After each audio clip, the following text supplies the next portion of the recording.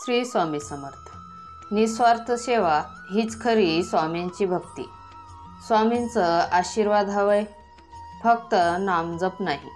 ही एक कृती केली तर स्वामींची कृपा तुमच्यावर वर्षावेल। तर स्वामी भक्तांनो, श्री स्वामी समर्थांच्या शिकवणीत निस्वार्थ सेवा हा अतिशय गूढ पण सोपा मार्ग सांगितला आहे। स्वामी म्हणतात, जेव्हा तुमचं मन, शरीर आणि कर्म हे दुसऱ्यांच्या हितासाठी कोणत्याही अपेक्षेशिवाय कार्यरत असतं, तेव्हाच खरी भक्ती फुलते।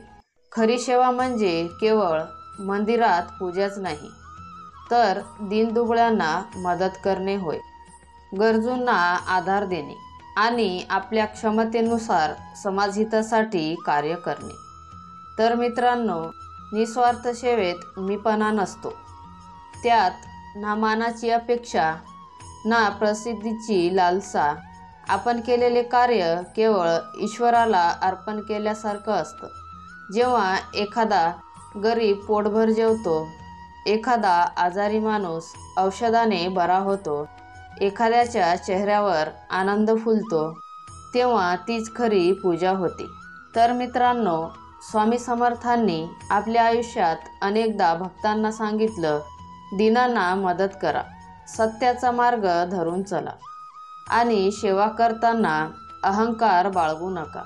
कारण सेवा करताना जर आपण यशाची, गौरवाची अपेक्षा केली तर ती सेवा राहत नाही, ती व्यवहार ठरते। तर स्वामी भक्तांनो, निस्वार्थ सेवा ही भक्तीच्या मार्गातील सर्वात शुद्ध पायरी आहे। यातून मनातील अहंकार, लोभ, मत्सर नाहीसे होतात। आत्म्यात करुणा, प्रेम आणि शांतता निर्माण होते। ही सेवा केवळ इतरांना मदत करत नाही, तर आपल्यालाही आध्यात्मिक उन्नतीकडे नेत असते।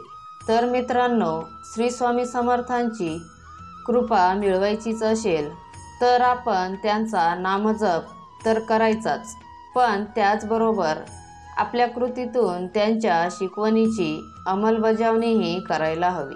गरजूंना आधार, दुःखीला धीर, भुकेल्याला अन्न आणि आजारीला औषध देणं हीच स्वामींची खरी सेवा होय। तर मित्रांनो, जग बदलण्याची सुरुवात आपल्या छोट्या कृतीपासून होते। जर आपण प्रत्येकाने निस्वार्थ सेवेला आपल्या आयुष्याचा भाग केलं, तर स्वामी समर्थांची भक्ती केवळ शब्दात राहणार नाही, ती आपल्या कर्मातून प्रकट होईल आणि तीच होईल खरी परमभक्ती। तर स्वामी भक्तांनो, दररोज एक सेवा करण्याचा संकल्प करा आणि या व्हिडिओला लाईक करून कमेंटमध्ये श्री स्वामी समर्थ नक्की लिहा आणि स्वामी सेवा या चॅनलला सबस्क्राईब नक्की करा। स्वामी समर्थांचा आशीर्वाद सतत तुमच्यावर राहो, अशी स्वामी चरणी प्रार्थना करते। श्री स्वामी समर्थ।